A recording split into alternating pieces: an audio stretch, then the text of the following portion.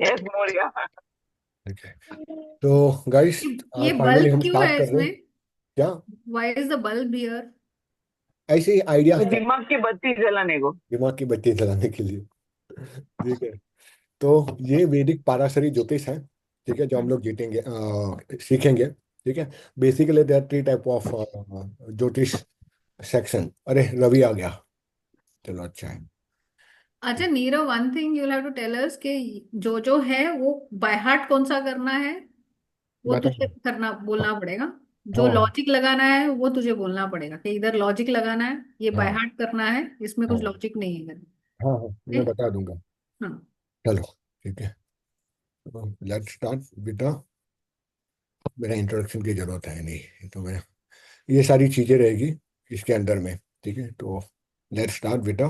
First point कि ज्योतिष क्या है। ज्योतिष का मतलब है ज्योत यानी कि द लाइट, ईश यानी कि ईश्वर। तो ईश्वर की जो सत्ता है, जो, और ये जैसे वास्तु शास्त्र स्थापत्य वेद में आता है, ये भी एक चार और अथर्व वेद के अंतर्गत ये ज्योतिष आता है। तो इसको भगवान की आंख भी बोलते हैं। It is the third I of the Lord Shiva, जहाँ से आप सारी चीजों को देख सकते हैं।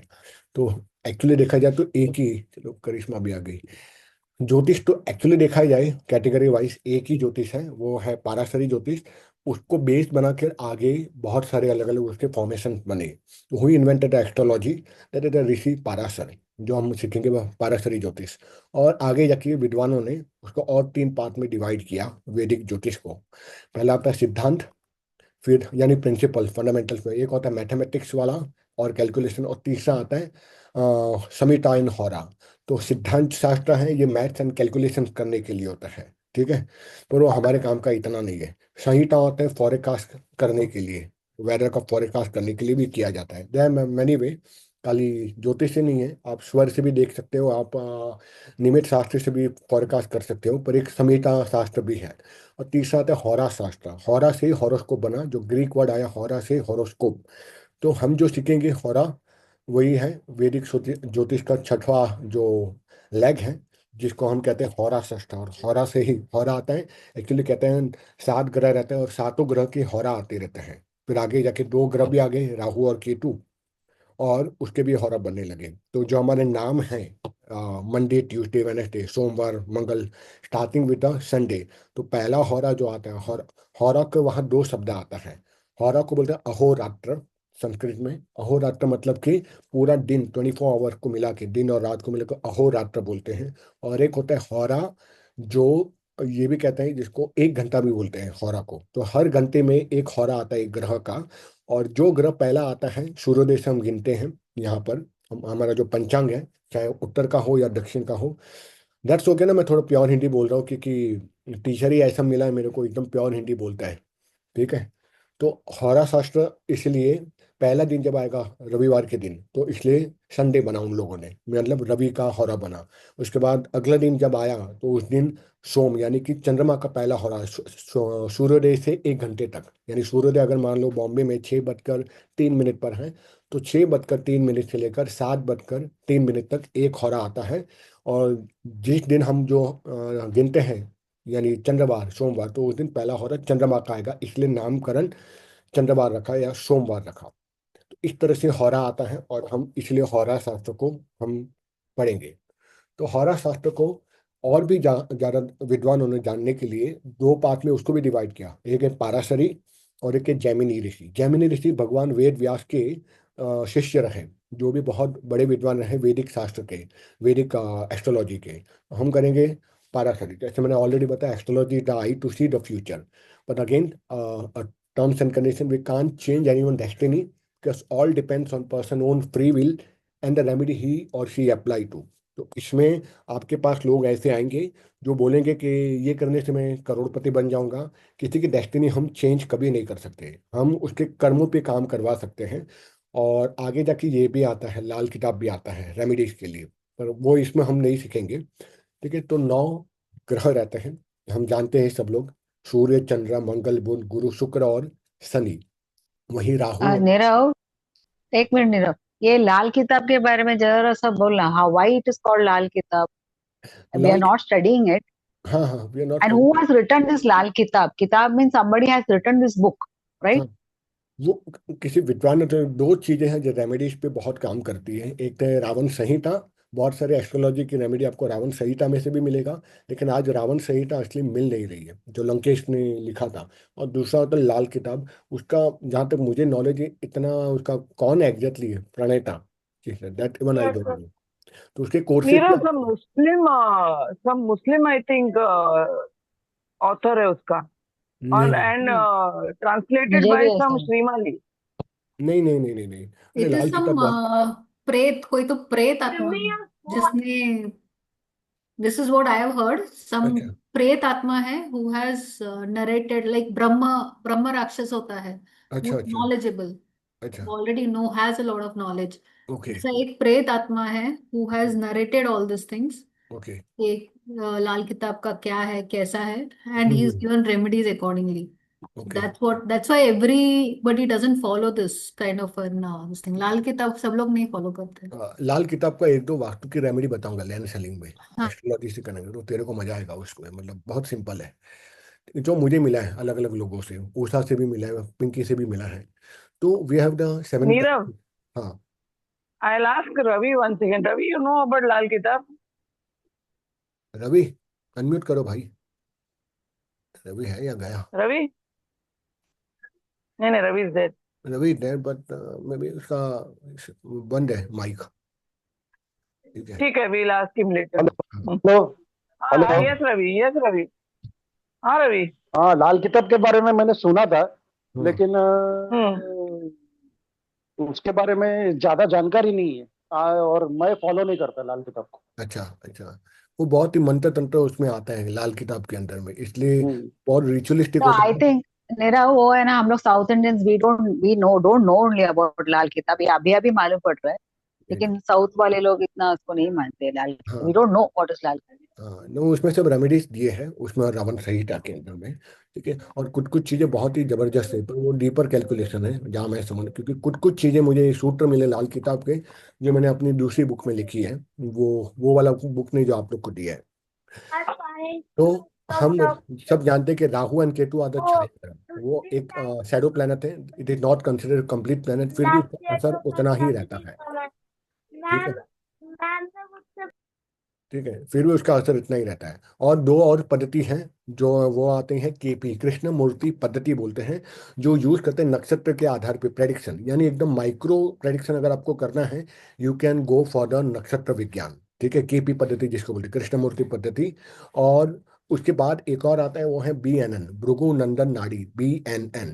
ये भी एक पद्धति है। उसकी प्रिंसिपल सबके सेम है, लेकिन थोड़े बहुत प्रेडिक्शन पार करना सबका अलग है, BNN का, केपी का। इंडिया में आपको 90%, क्योंकि KP system is very simple, मैंने सुना है। ठीक है, और इसलिए सब केपी पे ही जाते हैं, क्योंकि प्रेडिक्शन करना होता है कि इसको एडमिशन कब मिलेगा, मेरे बेटे को कौन सी डेट को मिलेगा। तो दैट इज बेस्ड ऑन नक्षत्र ओनली। तो वो आपको केपी से पता चलेगा, पाराशरी से इतना नहीं पता चलता। ठीक है। और पाराशरी में हम लोग यूज करते हैं, वहाँ नक्षत्र यूज करते हैं, यहाँ नक्षत्र यूज करते हैं कुछ लोग, और कुछ लोग नहीं भी करते। There are two what we say, two opinion. कुछ लोग करते हैं पाराशरी में, मैं एक को जानता हूँ, वो बोलते हैं हम तो करते हैं। उसमें 12 हाउस, 9 प्लैनेट, जोडियक साइन, और कुछ लोग नक्षत्र भी ऐड करते हैं। ठीक है, Parashari is the oldest method, and hence it is known as the mother of all the method. ठीक है। फिर हम देखेंगे कि ये राहु का केतु का कॉन्सेप्ट बना कैसे, आया कैसे। तो हम जानते हैं कि ये सूर्य है, हम जो देख रहे हैं बीच में, सूर्य की सूर्य पर आसपास में जो अर्थ अपनी ऑर्बिट पे घूमता है। ठीक है, अर्थ की अपनी ऑर्बिट रहती है, वो घूमते रहता है टिल्टेड होकर। ठीक है, एंटी क्लॉकवाइज फॉर्म में 45 डिग्री में, 30 to 45 डिग्री में। उसी तरह इसकी भी अर्थ के साथ साथ में एक छोटा प्लैनेट है चंद्रमा, वो भी उसका भी एक ऑर्बिट रहता है। तो जब अर्थ की ऑर्बिट और चंद्रमा की ऑर्बिट जब कनेक्ट होती है, दो इंटरसेक्ट पॉइंट आते हैं, एक को राहु बोलते हैं, एक को केतु बोलते हैं, पर उसका असर जरूर रहता है। अब हम सब जानते ही हैं कि वो राहु केतु की स्टोरी, वो विष्णु वाला क्या था, कैसे उसको एक कहा था, तो वो बोलने की आवश्यकता है नहीं। ठीक है, तो इसीलिए ये ऐसे काम करता है। अब 4 प्रकार की कुंडली रहती है इंडिया में, वर्ल्ड वाइड। एक है वैदिक, जो आप देख रहे हो ऐसे सर्कुलर फॉर्म में। एक है ईस्टर्न, पूर्व पद्धति। एक है नॉर्थ इंडियन, जो मैक्सिमम मैं यूज करता हूँ। जो मुझे समझ में आता है, और one is the south Indian chart. पर सबका रीडिंग सेम ही आता है, खाली स्ट्रक्चर अलग अलग है। ठीक है, तो अभी 12 जोडियक साइन होते हैं। ठीक है, मेष, वृषभ, मिथुन, कर्क, सिंह, कन्या, तुला, वृश्चिक, धनु, मकर, कुंभ और मीन। तो यह आपको बाय हार्ट होना ही चाहिए, 12 राशियां इसी क्रम में, मेष, वृषभ, मिथुन, कर्क, सिंह, कन्या, तुला, वृश्चिक, धनु, मकर, कुंभ, मीन। उसके बाद हम आगे देखते हैं कि हर एक जो राशि है, राशि बनती है 30 डिग्री की। 30 डिग्री कैसे बनती है? 360 डिग्री होती है पूरे इसमें। ठीक है, तो सारे नक्षत्र रहते हैं। जब नक्षत्र का यानी कॉन्स्टेलेशन जब पूरा कनेक्ट होता है एक साथ में, तो एक राशि बनती है। जैसे आप देख रहे हो, ये एरिस आप देख रहे हो यहाँ पर। ठीक है, तो एक मिनट, आप ये एरिस देख रहे हो।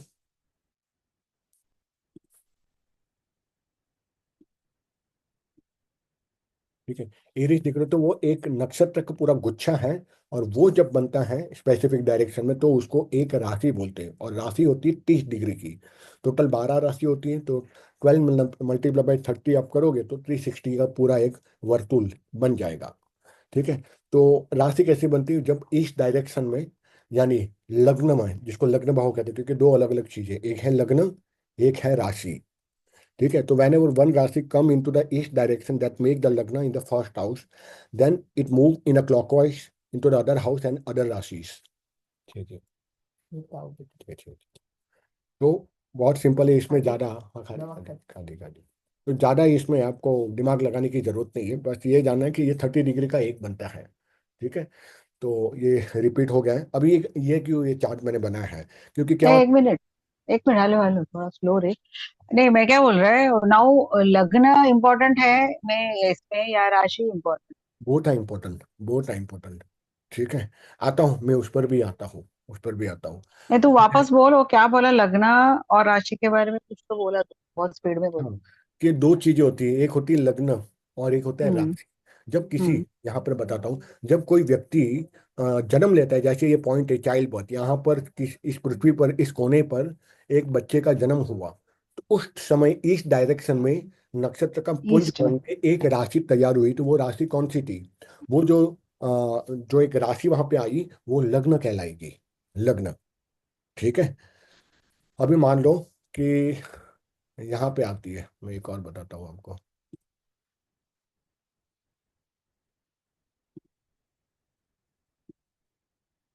अभी यहाँ पे कोई आया है, यहाँ पे किसी बच्चे का जन्म हुआ है, तो ये मान लो ये वेस्ट है यहाँ पर।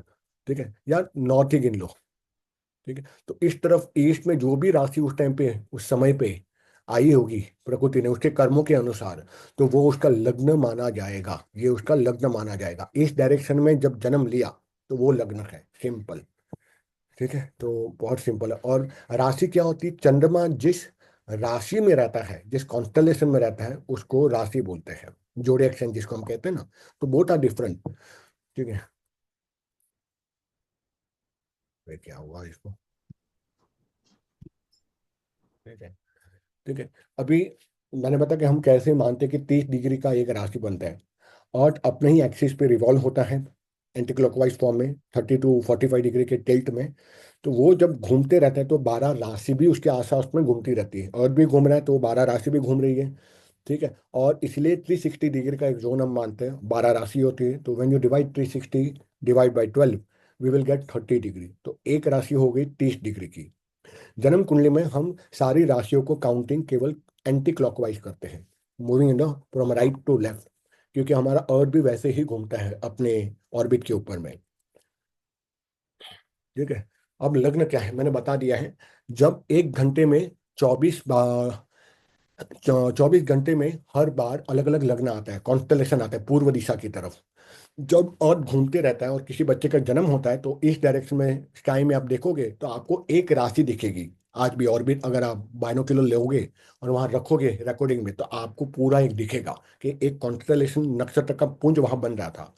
तो इसलिए एक राशि या एक लग्न 2 घंटे का होता है हमेशा।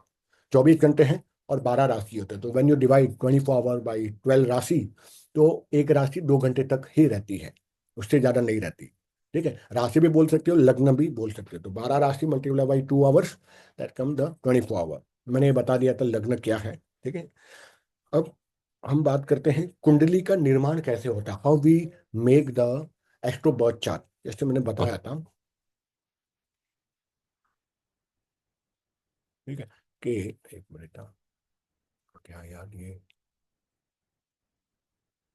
हाँ ये रहा।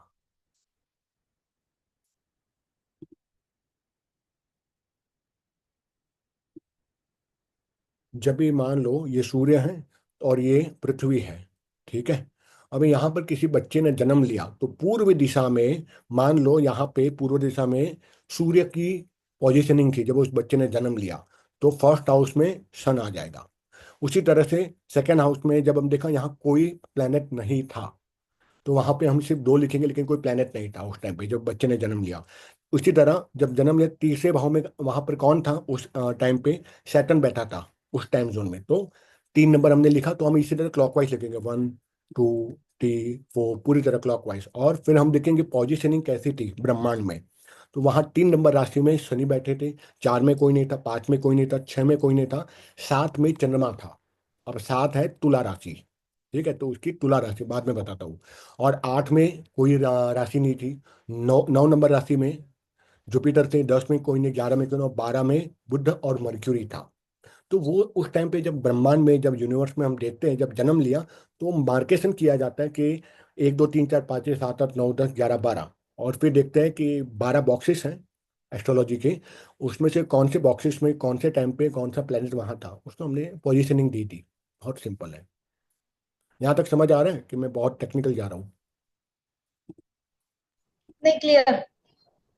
ठीक है, अभी, अरे यार,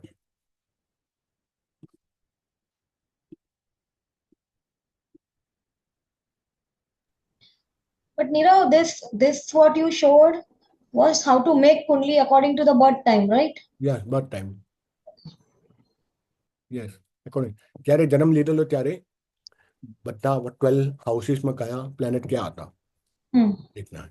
अभी जैसे हमने बताया था ना, तो 12 घर रहते हैं। ये नॉर्थ इंडियन है, जो मुझे और करिश्मा को हम लोग उससे ज़्यादा कनेक्ट कर पाते हैं। ठीक है, तो पहला घर, ये दूसरा घर, तीसरा घर, चौथा, पांचवा, इसी क्लॉकवाइज ऑर्डर में जाएगा। 6 7 8 9 10 11 12, ये 12 घर हो जाते हैं। ठीक है, उसके बाद 12 राशि होती है जो हमने बताया था।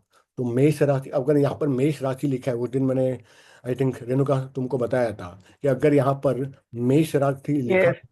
तो दैट मीन्स उसका मतलब अगर यहाँ 1 लिखा है, मान लो, तो 1 मतलब ये मेष राशि में इनका जन्म हुआ था। अगर मान लो यहाँ 2 लिखा है, तो उसी क्रम में जाएगा ना, तो मतलब वृषभ राशि थी, वृषभ लग्न था सामने वाले का। अगर यहाँ 3 लिखा है, ठीक है, तो मतलब मिथुन लग्न था। इसी क्रम में ये 1 है, ये 2 है, ये 3, वो उसी क्रम में। Wherever one is written, that's a lagna.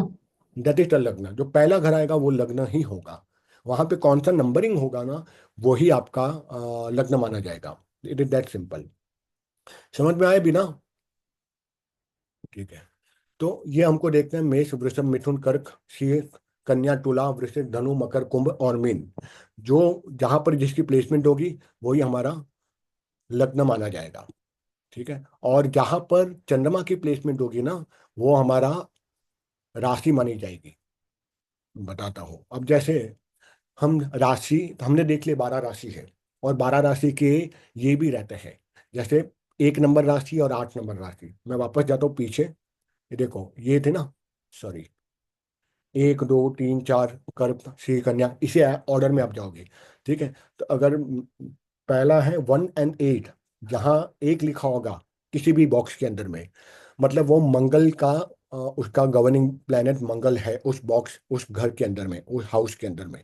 तो 1 और 8 का जो स्वामी है वो है मंगल, मार्स। उसी तरह 2 और 7 का जो स्वामी है, दूसरे और 7 नंबर राशि का स्वामी शुक्र, वीनस है। 3, और ये भी आपको थोड़ा मर्क करना पड़ेगा, कुछ टाइम आप करोगे तो आपको समझ में आ जाएगा, नॉट हार्ड एंड फास्ट। 3 और 6 नंबर का स्वामी बुध है। 4 नंबर का जो स्वामी है, 4 नंबर राशि कर्क है, उसका स्वामी है चंद्रमा। ठीक है, 5 है सिंह, उसका है सूर्य। नौवा और बारवा उसका जो स्वामी है, लॉर्ड है, नौवा आता है ये धनु, और बारवा आता है मीन। ठीक है, बारवा। और 10वां और 11वां का जो लॉर्ड है राशि का, वो है शनि देवता। ये इतना हेलो नीरव। सिंपल है। हाँ नीरव। हाँ हाँ हाँ रवि। हाँ, उन लोग को बोल कि है ना, ये टोटल जो पीछे लेके जा, तो बताया ना तूने अभी। अच्छा हाँ, लॉर्ड लॉर्ड लॉर्ड बताया ना सब हाउस का। अच्छा, उसका इसको नंबरिंग करूँ ना? जैसे छोटा बच्चा लोग मदद करता है ना, हाँ वैसा। हाँ हाँ हाँ हाँ, मैं समझ सन गया। और 8 का जो मास बताया, 2 और 7 वीनस है। हाँ हाँ, इसके बाद में का फोटो, इसके बाद में का फोटो लगा। इसके बाद का ये ना, एक मिनट ना। Lord Lord. हाँ ये। हाँ, ये टोटल मगअप होना चाहिए सब हाँ स्टूडेंट लोग। ये बहुत जरूरी है, खाई लेने दो। टोटल टोटल मगअप होना चाहिए, हाँ, इसके सिवा कुछ कर ही नहीं सकते, पढ़ ही नहीं सकते कुछ। ये और ये दो चीज आपको हम्म। मगअप करना पड़ेगा। कौन सा राशि? मगअप करना पड़ेगा रात भर बैठ के, भले ठीक है। 7 दिन लगे। हाँ, क्योंकि ओके। चलो, वरना आपकी सारी रीडिंग कंटिन्यू। गलत हो जाएगी। रवि सही बोला, हाँ, वरना सब रीडिंग गलत, सब गलत गलत। ठीक है। और बहुत बार कैलकुलेशन सॉफ्टवेयर, ही गलत हो जाएगा। हाँ, और सॉफ्टवेयर में भी ये भी ध्यान रखिएगा, आजकल सॉफ्टवेयर में भी बहुत इश्यूज आते हैं, तो वो गलत दिखाते हैं। तो एक साइड में दो सॉफ्टवेयर पर आपको अपना खोलना है। एक तो एक्स्ट्रोसेज है, मैंने आप लोग को बता दो, एक्स्ट्रोसेज। ठीक है। दूसरा है ProKerala.com, ये दोनों अच्छे हैं, एक्स्ट्रोसेज एंड ProKerala। बहुत बार इसमें टेक्निकल इशू आता है एक्स्ट्रोसेज के अंदर में, तो इसलिए ऐप तो दोनों के हैं, एंड्रॉयड में, एप्पल में नहीं है ProKerala, लेकिन AstroSage is available both Apple and Android. तो એપલ વાળાને શું કરવાનું? हाँ, એપલ વાળાને શું करवानू? You have to work with only the AstroSage, दूसरा नहीं है। Astro Search already, but the other app will not work on हाँ, Apple. प्रो केरला वाले ने iOS पे डाला नहीं है अपना ऐप, तो we have to work on the desktop mode. ठीक है। तो देखना चाहिए, क्योंकि इसमें मैंने टेक्निकल एरर बहुत आता है, मेरी बहुत बार रीडिंग गलत हुई थी। बाद में पता चला ये पुराना वाला डाटा उठा के दे देता है, लास्ट एक दो मैंने एनालाइज किया होगा ना, तो ये गलती आप लोग से नहीं होनी चाहिए, इसलिए। ठीक है। तो ये आपको याद रखना पड़ेगा कि, ठीक है, और दूसरा ये भी याद रखना पड़ेगा, ठीक है, कि कौन सी प्लैनेट कहाँ पर, कौन सी राशि कहाँ पर उच्च की रहती है और कहाँ पे नीच का रहता है। जैसे सूर्य है, सूर्य है मेष राशि में। ठीक है, यानी एक नंबर लिखा हो, मान लो फर्स्ट जो हाउस है वहाँ एक नंबर लिखा और वहाँ सूर्य है, मतलब सूर्य 1 नंबर लिखा और वहाँ सूर्य लिखा, मतलब वहाँ उच्च का सूर्य है। नो मैटर वो कहाँ पर भी, कौन से भी बॉक्स में, कौन से भी हाउस में बैठा हो, मेष नंबर। ये इतना ध्यान रखिएगा, सिंपल है कि एक है वहां से 7 7 स्टेप आगे जाओगे तो वहां नीच का हो जाएगा। जैसे चंद्रमा नंबर 2 वृषभ राशि में वो उच्च का है, तो वहां से 3 4 5 6 7 8, 2 से स्टार्ट करो, 2 भी गिना जाएगा, 2 3 4 5 6 7 8। वृश्चिक में वो नीच का हो जाएगा। वो क्यों है वो हम बाद में देखेंगे उसकी रीडिंग।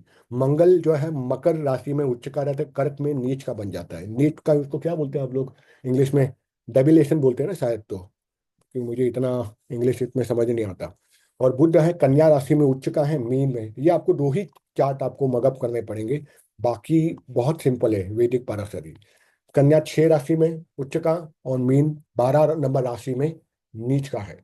गुरु कर्क राशि में, या फिर आप आगे पीछे कर सकते हो, सूर्य चंद्र को, मंगल गुरु को। यहाँ तो मैंने इस क्रम में लिख दिया है। ठीक है, तो आप सूर्य चंद्र को लिख दो, उसके नीचे मंगल, और मंगल के ऊपर आप गुरु लिख दो, तो 10 नंबर राशि में उच्च का है। उसी तरह गुरु मकर राशि 10 नंबर राशि में नीच का हो जाएगा। वाइस वर्षा, वो कर्क वहां उच्च का है, और वही मंगल 4 नंबर राशि में नीच का हो जाएगा। You know, this you are saying उच्च का और नीच का the राशि is लग्न राशि और जन्म राशि or any राशि?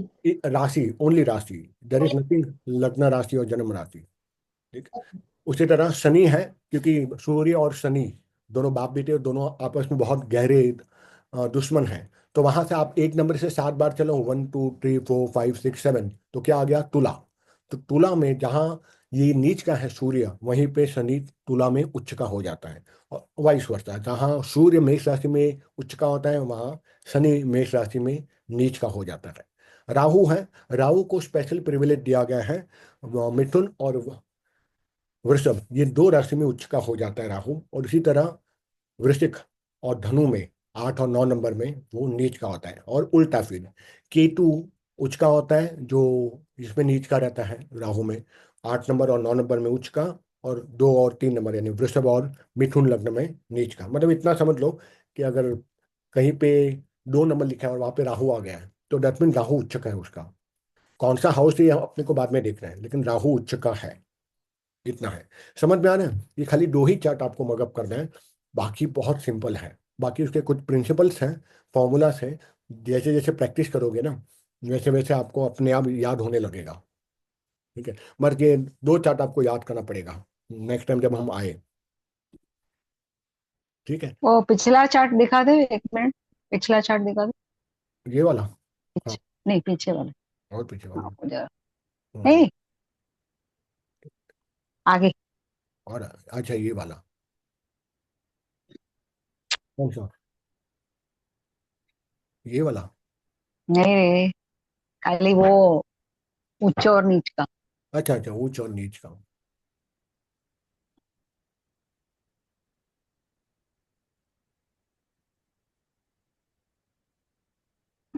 ये वाला। हाँ, ठीक है।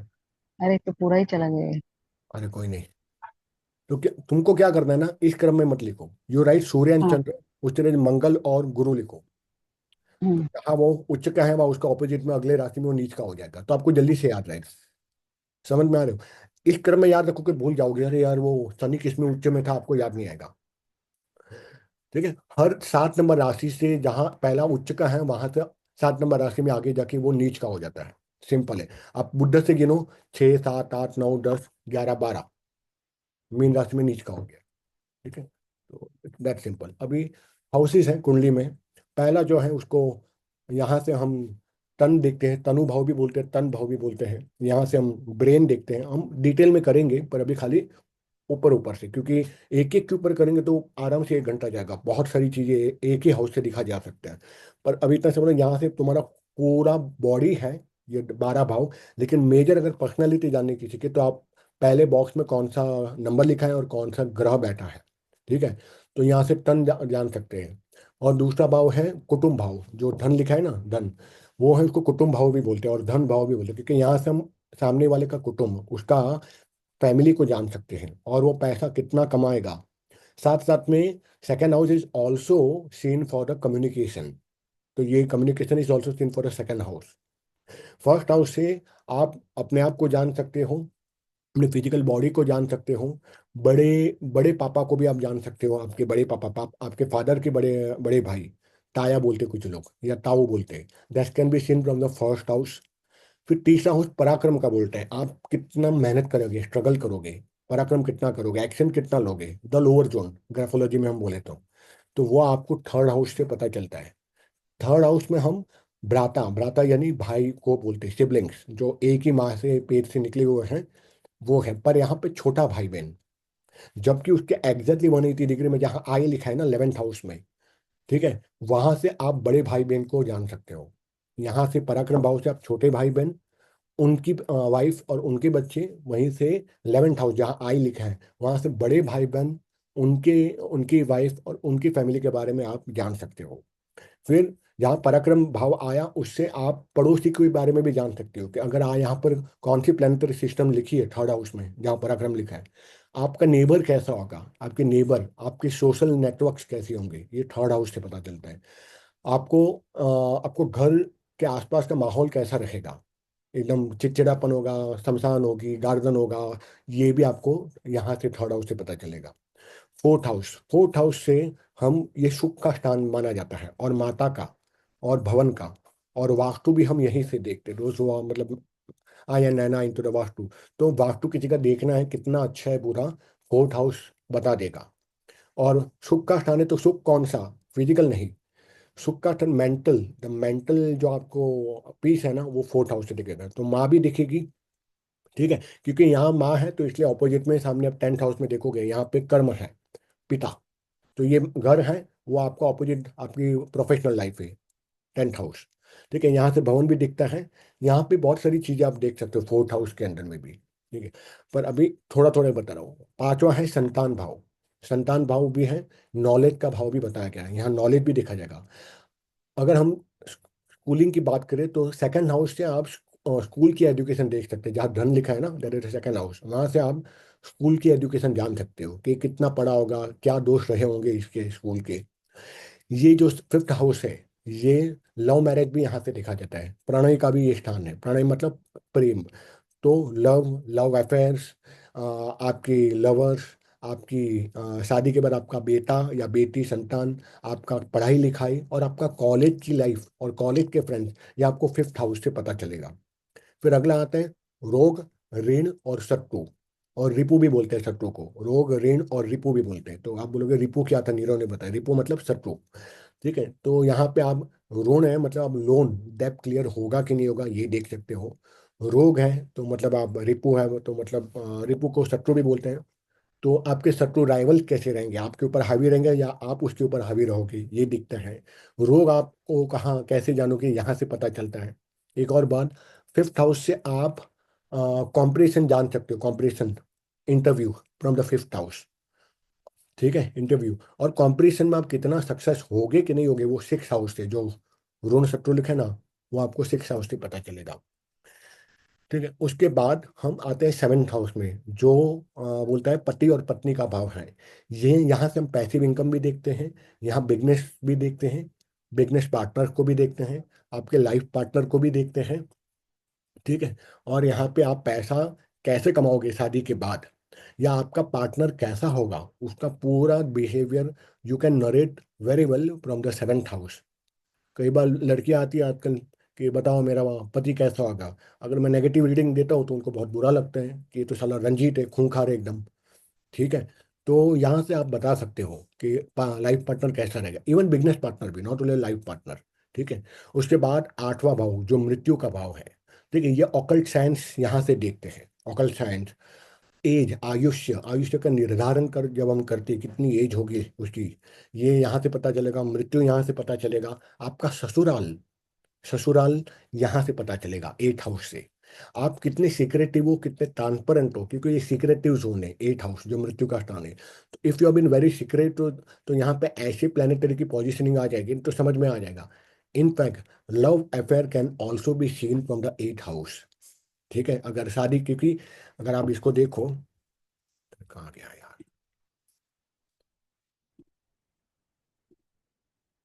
आप इसको एक लाइन ड्रॉ कर दो यहाँ से, तो ये आपका शादी के पहले वाला एरिया है, बिफोर मैरिज। क्या होगा आपके लाइफ में ये जान सकते हैं। आफ्टर मैरिज आप क्या करोगे, कैसे करोगे, ये आपको ये जोन से पता चलेगा। इसलिए मैंने इसको दो पार्ट में डिवाइड किया इस तरह से।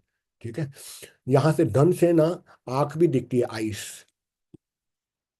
दाहिना आंख। तो यहाँ से बाया आंख यानी कि your left ice can be seen from the this house. यहाँ से वाणी भी पता चलती है, या टंग, आप कैसी कड़वी या अच्छी वाणी होगी यहाँ से समझ में आ जाता है। मैं यहाँ पे था, मृत्यु, यहाँ से सीक्रेटिव इंसान कैसा होगा ये समझ में आता है। वो ऑकल्ट में उसका कितना रुचि रहेगा, मंत्र तंत्र जादू टोना, ये भी एट हाउस से पता चलता है, मंत्र तंत्र जादू टोना। ससुराल पता चलता है, ससुराल कितना अच्छा होगा, पैसे वाला होगा, ये भी पता चलता है। क्यों? क्योंकि यहाँ से जो भी प्लेनेट बैठा होगा उसकी सातवीं दृष्टि जाएगी यहाँ से। ये आगे मैं आपको बताऊंगा, अभी ज़्यादा कंफ्यूज नहीं करूंगा। ठीक है, तो यहाँ से आप भी ये जानते हो कि ससुराल पैसे वाला होगा, लड़की या लड़का, या एकदम अपने जैसा होगा, that you can know from this house. फिर आता है भाग्य के स्थान, योर लक।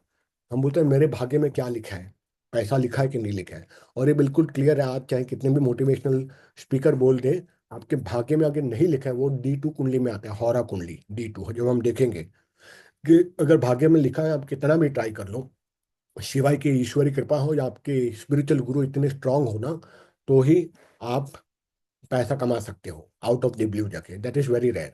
वरना तो maximum you can not earn if आपके भाग्य में नहीं लिखा है। तो यहाँ से तीर्थ यात्रा हम देखते हैं, यहाँ से हम धर्म देखते हैं, हम कितने धार्मिक हैं ये देखते हैं, यहाँ से हम ट्रैवलिंग देखते हैं। और जब यहाँ से बोला ये कॉलेज का भाव है, कॉलेज की स्टूडेंट और कॉलेज की लाइफ है, ये प्राइमरी है सेकेंड हाउस। तो ये आपका PhD MPhil वो लेवल का जो आपका एजुकेशन है ना, वो हम यहाँ से देखते हैं। ठीक है, और भाग्य कैसा साथ देगा नहीं देगा ये भी यहाँ से पता चलता है। उसके बाद 10वां आता है वो your work space. Work space आपका कैसा रहेगा, आपके बॉसेस कैसे रहेंगे, आपके कलीग कैसे रहेंगे, फीमेल कलीग आपकी ज़्यादा रहेगी, मेल कलीग आपके कैसे रहेंगे, आपकी बॉन्डिंग होगी कि नहीं होगी जॉब पे, ये पता चलता है। आप यहाँ माता थी तो इसके बराबर 180 डिग्री यहाँ पे कर्मस्थान आता है। ये पर्सनल लाइफ है, ये प्रोफेशनल लाइफ है। तो इसलिए यहाँ पे आप अपने पिता को भी देख सकते हो, यहाँ से आपके फादर कैसे रहेंगे, ठीक है, ये भी पता चलता है। फिर आता है 11th, ये है हानि और लाभ और इनकम, आई यानी कि इनकम, तो आपकी इनकम कितनी रहेगी, ठीक है, आपका इनकम साथ साथ में आप कितना पैसा कमाओगे, करोड़ कमाओगे कि नहीं कमाओगे सही में, प्रॉफिट एंड लॉस ये पता चलता है, छोटे भाई बहन, उसकी बीबी, उनके बच्चे, ये आपको यहाँ से पता चलता है 11th हाउस से। फिर आता है वही स्थान, वही यानी कि एक्सपेंसेस, ये मोक्ष का भी स्थान है, स्पिरिचुअलिटी का। स्त्री सुख यानी जो बेड का जो सुख है, रति सुख है, वो भी हम यहीं से ही देखते हैं। उसके साथ में हॉस्पिटैलिटी, यहाँ से भी पता चलता है, आप बीमारी है ना तो हॉस्पिटल में कब जाओगे, कौन से टाइम पे जाओगे, ये आपको 11th हाउस 6th हाउस बताएगा। उसके एग्जैक्टली सामने ये मोक्ष का भी स्थान है, तो ये भी आपका ये बताएगा कि आपकी हेल्थ कैसी रहेगी, एग्जैक्टली इसके सामने है ना, तो उसका भी असर होगा। मोक्ष स्पिरिचुअली आप कितने इंक्लाइन होंगे, आपको स्त्री का सुख मिलेगा, आप शादी करोगे या कुंवारे मरोगे, ये आपको यहाँ से पता चलता है। विदेश यात्रा, फॉरेन ट्रैवल्स को आपके लोग आएंगे कि हम फॉरेन जाएंगे कि नहीं जाएंगे, बताइए रेणुका जी, तो आपको वहाँ 12th हाउस में देखना है। तो इस तरह से आप देखोगे, ये बहुत छोटा मैंने बताया है पर एक्चुअली बहुत डिटेल है। मैं इन सबको मैं एक स्लाइड पे मैं पूरा डिटेल में डालूंगा, पूरा मजा आएगा तभी तो, ये तो खिला इतना, क्योंकि आप लोग फिर कंफ्यूज हो जाओगे कि इतनी सारी चीजें याद कैसे रहेगी। नीरव, हाँ रवि, इसमें बोलो। एक चीज बोल देना। क्या? आप बोल दो भाई। सब चीज बराबर है। हाँ 6th हाउस, 8th हाउस और 12th हाउस, हाँ, इसको ये खाड़ा बोलते हैं। खाड़ा बोलते हैं इसको इसको। खाड़ा बोलते हैं। हाँ हाँ, ये खाड़ा बोलते हैं। खाड़ा। 6th हाउस, हाँ 8th house and and 12th house, 12th house, ठीक है, इसको। तो इसको खाड़ा बोलते हैं। हाँ और इससे है ना, जब फॉरेन का मालूम पड़ता है तो इससे ये भी पता चलता है कि है ना, तेरा अचानक अनएक्सपेक्टेड मौत होएगा कि नहीं होएगा। हाँ बराबर, ठीक है। अभी हम अगर इसकी बात करते हैं ना, तो ये, मैं अगर इसकी बात करूं, इसको केंद्र बोलते हैं। ये जो है ना 1 हाउस, 1, 4, 7 और 10, ये चार को केंद्र बोलते हैं, ठीक है। फिर इसको त्रिकोण बोलते हैं, फर्स्ट को, फिफ्थ को और 9th हाउस को, क्योंकि आप ऐसे देखोगे त्रिकोण बनता है ना, ट्रायंगल, ठीक है, तो इसको त्रिकोण बोलते हैं। और इसको एक टेक्निकल वर्ड बोलते हैं, रवि ने खाड़ा तो बोला लेकिन एक बहुत अच्छा वर्ड है, उसको भूल के, खाड़ा तो बोलते हैं, एक वर्ड है, मैं आगे आगे जैसे जाऊंगा ना आपको बताऊंगा, क्योंकि त्रिक त्रिक भाव, त्रिक ट्रिक भाव। भाव, हाँ सही बोला नैना, तो इसको ट्रिक भाव बोलते हैं। और इनको, और इस भाव को जो खाड़ा है, इसको 6 से 12 को आंशिक मारक भाव भी बोलते हैं, आंशिक मारक। और पूर्ण मारक बोलते हैं 2nd हाउस को, पराक्रम वाला 3rd हाउस को, 7th हाउस को, ठीक है, 11th हाउस को, और इसको इसको हम, और 12th हाउस को तो इसमें आता है आंशिक मारक, ये मारक भाव माने जाते हैं, ठीक है, आगे बताऊंगा। यहाँ तक क्लियर है एकदम, कोई फास्ट में नहीं जा रहा हूँ मैं, Renuka, Renuka. No, I'm good. Yes, yes. हाँ मैं बोला स्पेशली। अब हर एक की दृष्टि कहाँ कहाँ जाती है, हर प्लेनेट की 7वीं दृष्टि जाती है, हर प्लेनेट की, लेकिन कुछ स्पेसिफिक प्लैनेट्स हैं जिसको 7वीं दृष्टि के अलावा और एडिशनल दृष्टि दिया गया है, जैसे शनि। शनि को तीसरा, 7वां, अपार्ट 7, तीसरा और 10वीं दृष्टि उसकी रहती है। अगर मतलब मैं आपको बताता हूँ कैसे हम जान सकते हैं, इसमें एकदम घबराने की बात नहीं कि ये क्या बता दिया एकदम, ठीक है। अब मतलब शनि यहाँ बैठा है, ठीक है, तो शनि की पहली दृष्टि, फर्स्ट, सेकंड, ऐसे गिनो क्लॉकवाइज ना, ये तीसरी दृष्टि होगी शनि महाराज की, ये चौथ, ये पांचवा, ये छठा, ये सातवां, तो 7वीं दृष्टि सामने जाएगी शनि महाराज की, ये 8वां, ये 9वां और ये 10वां, तो ये यहाँ से तीसरी दृष्टि, यहाँ से एग्जैक्ट 180 डिग्री पे 7वीं दृष्टि, और यहाँ से 10वीं दृष्टि शनि की, ठीक है। अब शनि के बारे में ये बोलता है, शनि जहाँ बैठते हैं वहां तो खराब करते ही उस भाव को, उस हाउस को, साथ साथ में वो जहाँ देखते हैं ना, वहां उस हाउस को भी खराब कर देते हैं अपनी दृष्टि से। शनि की दृष्टि बहुत ही क्रूर मानी जाती है, इसलिए कोई कितना भी बात कर ले कि नहीं नहीं मेरा तो भगवान का मंत्र जाप कर रहा हूँ, शनि की दशा आएगी, महादशा आएगी या अंतरदशा आएगी, या उसका जब टाइम आता है, आप कितना भी ट्राई करो आपको दुख तो झेलना ही पड़ेगा। और बाद बाद में आप जब अपनी कुंडली देखोगे कुछ सेशन के बाद, तो समझ में आएगा जहाँ जहाँ आपको बहुत ज़्यादा परेशानी थी, वहाँ आइदर शनि का टाइम जोन आया था, आइदर वहाँ पे राहु का टाइम जोन आया था, कि शनि और राहु ही सबसे ज़्यादा कष्ट देते हैं, और भी देते हैं, ऐसी बात नहीं है। ठीक है। ठीक है। उसी तरह गुरु, गुरु का उल्टा है कि गुरु जहां बैठते हैं ना, वहां तो शुभता देते हैं, लेकिन गुरु की दृष्टि जहां जाती है ना, गुरु देव गुरु है, बृहस्पति है, तो वो जहां देखते हैं ना वहां हमेशा शुभता ही देते हैं। तो इसीलिए शनि और गुरु में ये अंतर है, शनि जहां बैठेगा वो भी खराब करेगा, जहां देखेगा वो भी खराब करेगा। ठीक है। अब एक गुरु मैंने बता दिया, गुरु यहाँ गुरु, अब समझ में आ रहा है ना कैसे दृष्टि जा रही है बिना रेणु का, तो वो लिखने की जरूरत नहीं है। ठीक है। उसी तरह No, I'll revise बाद में again. हाँ, तो गुरु की पांचवी दृष्टि जाती है, चलो मैं रेणुका के लिए एक और बार यहाँ पे लिख देता हूँ। ठीक है। तो यहाँ पे गुरु बैठे हैं। ठीक है। तो यहाँ पे ये पहला आ गया, यहाँ पे दूसरा दूसरा आ गया, यहाँ पे तीसरा आ गया, ये चौथा आ गया, तो ये गुरु की पांचवी दृष्टि, यहाँ से हम गिनते हैं 5, और ये 7, और ये 9। तो गुरु जहां से, मैं वहां से आपको गिनना पड़ेगा, you have to count in anti clockwise, 1 2 3 4 5। पांचवी दृष्टि ये छठा है। ठीक है। ये सातवां है, ये आठवां है, जो आपका मृत्यु का स्थान है 8। तो इस तरह से आपको गिनना पड़ेगा, स्टार्टिंग में आपको गिनना पड़ेगा, तो आपको लगेगा ये क्या है यार, समझ नहीं आ रहा है, लेकिन धीरे धीरे जैसे जैसे आप करोगे फिर आपको मगअप हो जाएगा अपने आप। फिर शुरुआत में नैना को पूछो, मैं खुद भूल जाता था कौन सी ग्रह की कौन सी दृष्टि, मैं खुद भूल जाता था। ठीक है। तो ऐसा होता है, तो इस तरह से याद रखें, गुरु की 5 7 9। अब गुरु की जितनी दृष्टि है, राहु केतु को भी वही सेम दृष्टि दी गई है, Rahu and Ketu, it also have the same 5 7 and 9। तो गुरु, राहु एंड केतु, 5 7 9। शनि है उसका 3 और 10। ठीक है। मंगल है, अब मंगल का चौथी, सातवीं और आठवीं दृष्टि, जहां से बैठा होगा वहां से आपको गिनना है। ठीक है। It that simple. समझ गई रेणुका? बिना मैं वापस नंबरिंग करूँ? No, no, no. You have given in the notes, na Nirav? हाँ, इट गिवन इट गिवन। ठीक है, ताकि आपको समझ में आना कि कैसे। ठीक है। नहीं, मंगल का क्या है? मंगल मंगल का का 4 7 8, चौथी दृष्टि, सातवीं दृष्टि और आठवीं दृष्टि, उसकी जो साइज जाती है, मैं वापस दिखा देता हूँ। ठीक है। यहाँ मंगल महाराज बैठे हैं 1, ये अपना यहाँ से देखो, ये 2 3, ये अपने मंगल की चौथी दृष्टि, ये चौथी दृष्टि। यहाँ पे ये पांचवा आ गया, ये छठा, और ये सातवीं दृष्टि, और ये आठवीं दृष्टि। तो मंगल 4 7 8, शनि 3 7 10, राहु केतु एंड गुरु आपको 3 7 एंड 9, 5 7 9, सॉरी। ठीक है। तो आपको ये थोड़ा ध्यान रखना पड़ेगा, स्टार्टिंग में भूल जाओगे, पॉसिबल है, मैं भी भूल जाता था। ठीक है। लेकिन जैसे जैसे आप प्रैक्टिस करोगे ना, मैं तो कैसे कहते सामने बुक रखता था, झूठ नहीं बोलूंगा, फ्री के एनालिसिस स्टार्ट कर दी थी ना, आज भी करता हूँ, ऐसी बात नहीं है। तो उससे याद आ जाएगा कहाँ पर क्या है। ठीक है। It's very simple. ठीक है। और बाकी सारे ग्रहों की सातवीं दृष्टि है, सूर्य हो गया, चंद्रमा हो गया, फिर बुध हो गया, फिर शुक्र हो गया, और हाँ, ये सबकी सातवीं दृष्टि हर एक की।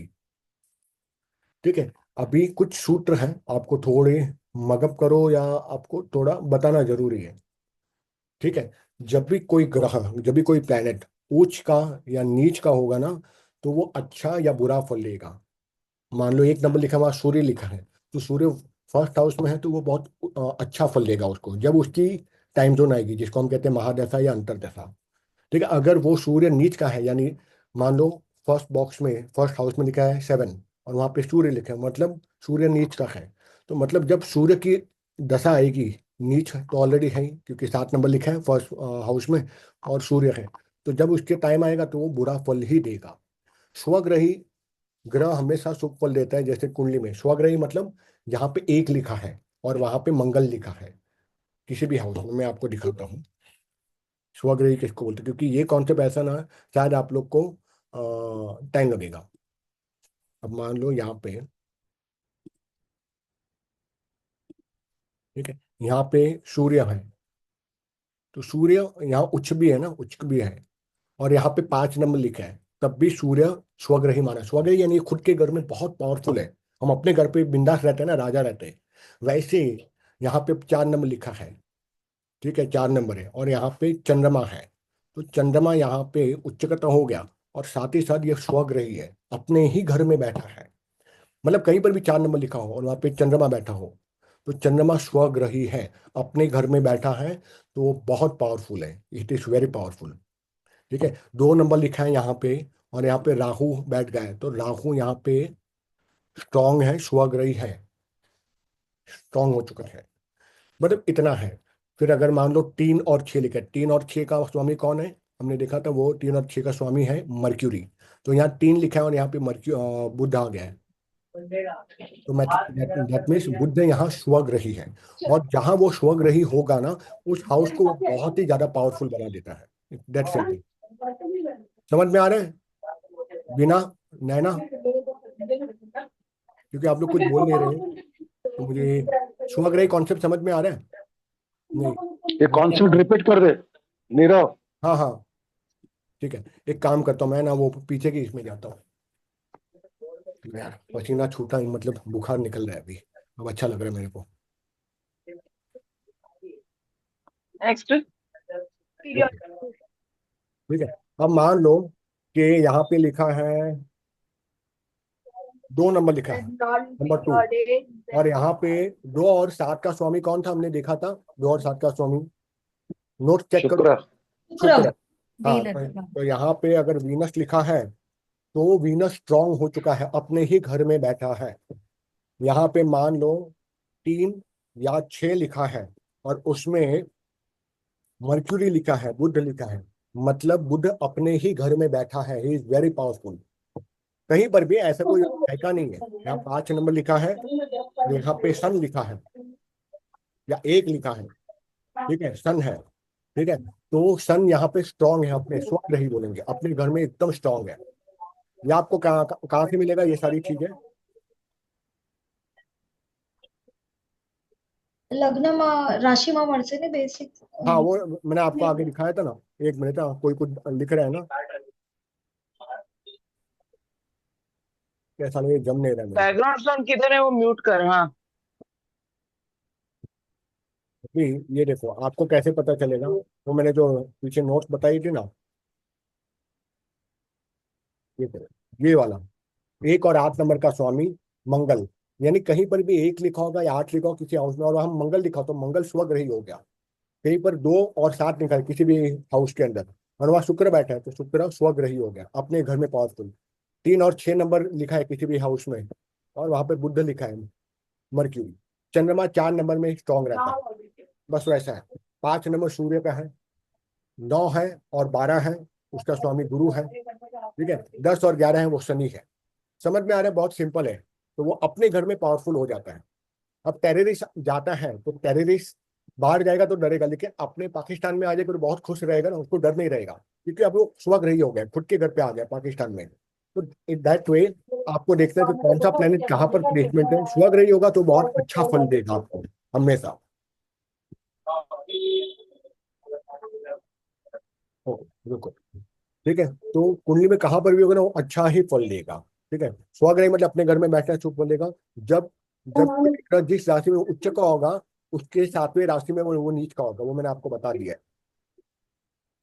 ठीक है, अभी हम स्टार्ट करते हैं। स्टार्ट करना है कि यहीं तक करना है? यहीं तक? अच्छा, बिना बोलते ही यहीं तक। ठीक है, हाँ हाँ, वो फिर नेक्स्ट क्लास कब है नीरव? नेक्स्ट क्लास कब है? Next Friday. Next Friday. हाँ, तो आप खाली अभी इतना मगअप करके रखो। ठीक है, चाहे तो ग्रुप में हम लोग सब डाल सकते हैं, मैं क्वेश्चन पूछूंगा। नीरव नीरव नीरव हाँ नीरव, हाँ हाँ, बोलो ना। जो जो मदद करना है ना वो बता देना इन लोग, 1 मिनट। जैसा कि लॉर्ड। हाँ, लॉर्ड मेन तो यही लॉर्ड, है, लॉर्ड इन लोग को खाली हाँ, मदद करना है, लॉर्ड। और उसके बाद में का वो उच्च का और नीच का। बस ये आपको मगअप करना हाँ है। ये मगअप करना है 2, ये होमवर्क है, ये 2। दृष्टि और दृष्टि। अभी जो तूने बोला ना दृष्टि, दृष्टि, दृष्टि, हाँ, ये सब। हाँ दृष्टि, ये 3 चीज टोटल करने को एकदम फटा। और ये आपको मगअप होना चाहिए कि 5 नंबर है वनी सूर्य है, 3 4 नंबर है हाँ मतलब हाँ चंद्रमा है। ठीक है। एक और साथ में उच्च और नीच का रहेगा सूर्य। हाँ बोलो Karishma. Can we keep class twice a week के वंस ही जमेगा सबको? मुझे कुछ नहीं, आप मुझे बोलो, मुझे तो मजा आता है पढ़ाने में, तो आप लोग के ऊपर है। लंबा गैप हो जाएगा ना, 1 वीक इसके लिए बोला कि ट्वाइस अ वीक रख सकते हैं क्या? ट्वाइस अ वीक रखो, ट्वाइस अ वीक, तो आप चाहे तो बुधवार को रखो। कंफर्टेबल ट्वाइस अ वीक तो we can keep that. You guys decide इसके बुधवार को रखना है तो मिड डे एक हाँ चलेगा, करिश्मा इज राइट, नहीं तो लंबा गैप आता है। लंबा गैप। वेडनेसडे एंड फ्राइडे या अगर होमवर्क भी करना जरूरी है ना। हाँ ट्यूसडे एंड फ्राइडे या वेडनेसडे एंड फ्राइडे, जो सबको कन्वीनियंट। हाँ अपन सब लोग आलसी लोग है ना रेनो। हाँ, इसीलिए तो करिश्मा समझती है कि सब लोग भूल जाएंगे बाद में। 7 दिन का टाइम मिला तो बोलेगी कि छठे दिन होमवर्क करने को बैठेंगे आप लोग, 7वां दिन। नहीं नहीं, मैं पूछूंगा ना, मतलब तभी बीच बीच में मैं वो पोल डाल दूंगा कि बताओ ये किस में रहता है, तो ऑनेस्टली जवाब देना, भले रॉन्ग तो आपको याद आएगा। ठीक है, बुक देखकर वहां जवाब मत डालना व्हाट्सएप ग्रुप में कि हाँ तो मैं बोलूंगा हाँ करिश्मा को सब समझ में आ गया, तो वैसा नहीं। पोल डालेगा तो फिर सब लोग आगे वाले का कॉपी करेंगे। हाँ वो भी है। ठीक है, मैं हम लोग ये भी कर सकते हैं कि अभी बॉयज का भी आ चुका है मैसेज, हम लोग एक साथ में कितने लोग हैं, 1 2 3 4 5 और मैं 6, एक साथ में कॉन्फ्रेंस कॉल होता है अभी व्हाट्सएप के अंदर में। 8 जन का होता है। हाँ तो हम लोग बात कर सकते हैं वहां एक बार पे। रवि का मत ले, रवि का मत ले, रवि हमारा टेस्ट लेगा, रवि को हाँ आउट कर। रवि को तो आता अरे है, रवि तो भाई ये उसका चले तो, चले, मेरे नहीं नहीं मेरे को भी टेस्ट लेने का चल। नहीं नहीं भाई तुमको सब आता है, ऐसा मत बोलो। ठीक है, तो एक काम करते हैं वेडनेसडे को रखते हैं। यस। ठीक है, और फिर अगला होगा चलेगा तो हाँ। चलेगा। हाँ ठीक है, चलिए तब तक ये थोड़ा मगअप कर लीजिएगा आप लोग। सवेरे यार को इसके अंदर रिमाइंडर देना वेडनेसडे को। हाँ हाँ मैं दे दूंगा।